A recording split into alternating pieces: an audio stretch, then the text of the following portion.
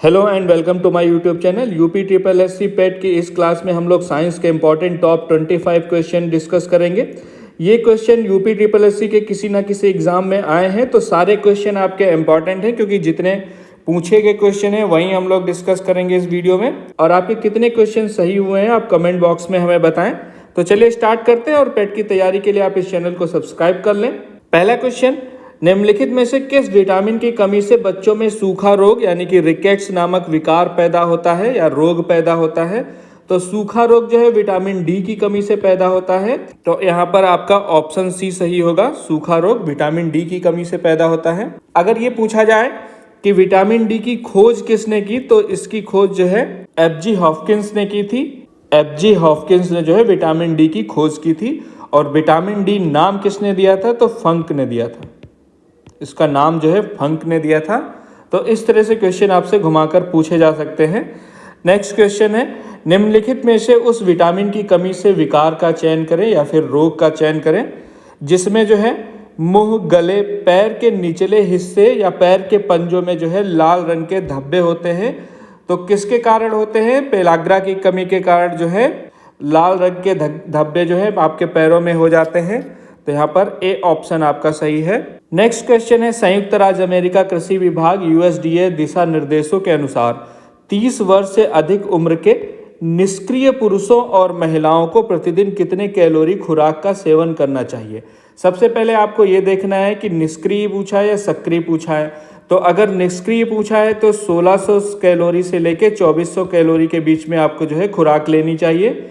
लेकिन अगर आप सक्रिय पूछ लें तो सक्रिय की जो है 3200 हो जाएगी। ये जो है इसका रेंज जो है 2500 से लेके 3200 के बीच में होगी। तो यहाँ पर निष्क्रिय पुरुषों और महिलाओं को प्रतिदिन कितने कैलोरी खुराक का जो है सेवन करना चाहिए? 1600 से 2400 कैलोरी।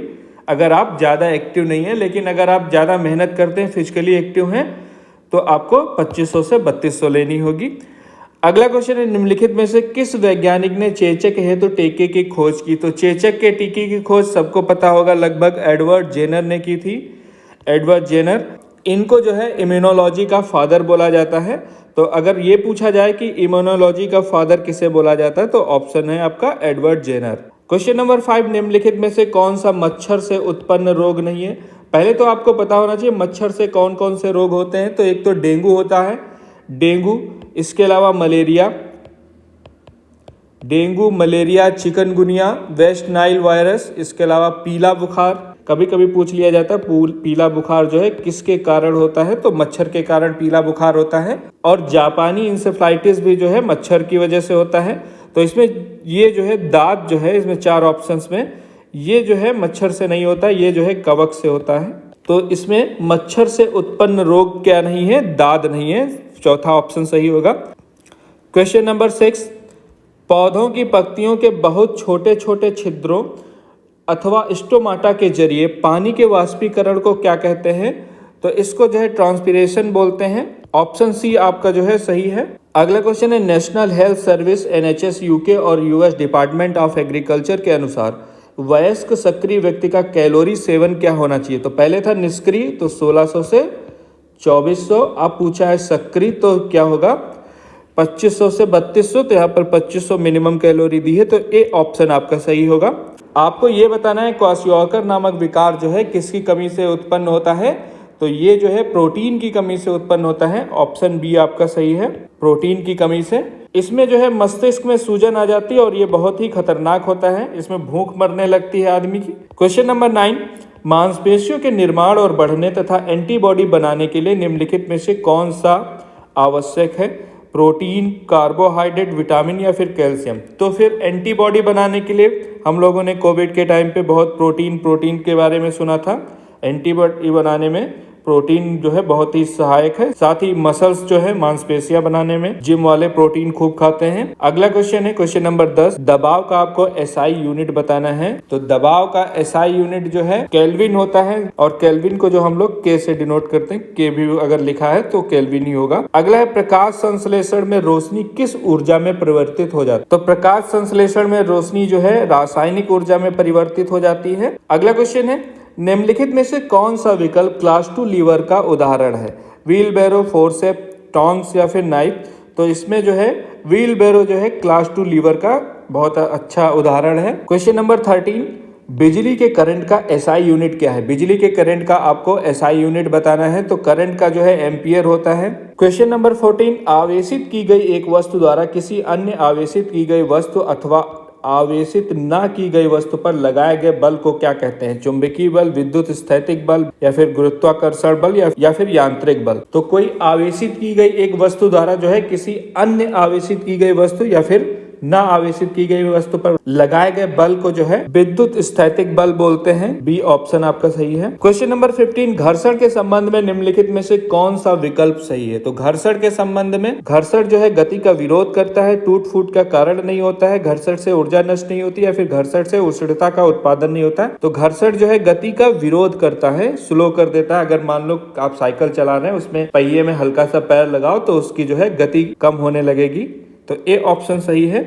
नेक्स्ट क्वेश्चन देखते हैं 16, तरल पदार्थ की तुलना में ठोस पदार्थ में परमाणुओं का व्यवस्थापन किस तरह होता है? तो ऑप्शन से दूर दूर होते हैं, बारीकी से नहीं बंधे हुए होते हैं, या फिर बहुत बारीकी से बंधे होते हैं, या फिर कम बारीकी से बंधे होते हैं। तो इसमें आपका सही ऑप्शन है बहुत बारीकी से बंधे होते हैं। ठोस पदार्थ में परमाणु जो है बहुत ही ज्यादा बारीकी से बंधे होते हैं। क्वेश्चन नंबर 17, निम्नलिखित में से कौन सा रासायनिक परिवर्तन है? पटाखों का जलना, मैग्नीशियम तार का गर्म होना, कपड़े सुखाना, या फिर पानी में चीनी का घुलना। आपको बताना है कि रासायनिक परिवर्तन क्या है। तो पानी में जो चीनी का घुलना जो है ये जो है रासायनिक परिवर्तन है। रासायनिक परिवर्तन में क्या होता है? पदार्थ जो है अपनी पहले अवस्था में नहीं आता है। क्वेश्चन नंबर 18, निम्नलिखित में से कौन सा विकल्प लेड का चिन्ह है? यहाँ पर लेड को चिन्ह नहीं होगा, लेड का चिन्ह है। तो लेड पीबी होता है, ऑप्शन बी आपका सही है। के की बात करें तो के जो है पोटेशियम होगा, पोटेशियम। एयू जो है आपका सोना होता है, और हम बोलते हैं गोल्ड, सोना।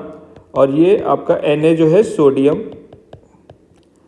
क्वेश्चन नंबर 19 देखते हैं, निम्नलिखित में से किसने प्रोटॉन की खोज की? तो प्रोटॉन की खोज जो है अर्नेस्ट रदरफोर्ड ने की। सी ऑप्शन आपका सही होगा। क्वेश्चन नंबर 20, सिलिकॉन क्या है? तो सिलिकॉन एक उपधातु है, अधातु है, धातु या फिर नोबेल गैस है? तो सिलिकॉन जो है एक अधातु है। ऑप्शन बी आपका जो है यहाँ पर सही है। क्वेश्चन नंबर 21, रक्त के माध्यम से गुर्दे प्रवेश करते हैं। रक्त जो है बाह्य श्रेणी फलक धमनी, या फिर वक्र धमनी, या फिर कच्छा धमनी, या फिर अंतः प्रकोष्ठिका धमनी के माध्यम से गुर्दे में प्रवेश करता है। तो इसमें से आपको बताना है कौन सा सही है। तो रक्त जो है वृक्क धमनी के माध्यम से जो है गुर्दे में प्रवेश करता है। अगला क्वेश्चन है, लैक्टोज इंटॉलरेंस क्या है? ये एक ऐसी स्थिति जहां छोटी आंतड़ियां दूध उत्पादों में मौजूद चीनी को तोड़ नहीं पाती, या फिर ग्लूटेन के प्रति विपरीत प्रतिक्रियाएं इसकी विशेषता होती है। ऐसी स्थिति जहां पर फ्रक्टोज रक्त में पूरी तरह से सोख नहीं लिया जाता, या फिर ऐसी स्थिति जहां छोटी आंतड़ियां ग्लूटेन को तोड़ नहीं पाती। तो इसमें जो है आपका राइट आंसर है ऑप्शन ए। अगला क्वेश्चन, निम्नलिखित में से कौन सा विकल्प शरीर का सबसे बड़ा अंग है? तो इसमें त्वचा जो है शरीर का सबसे बड़ा अंग है।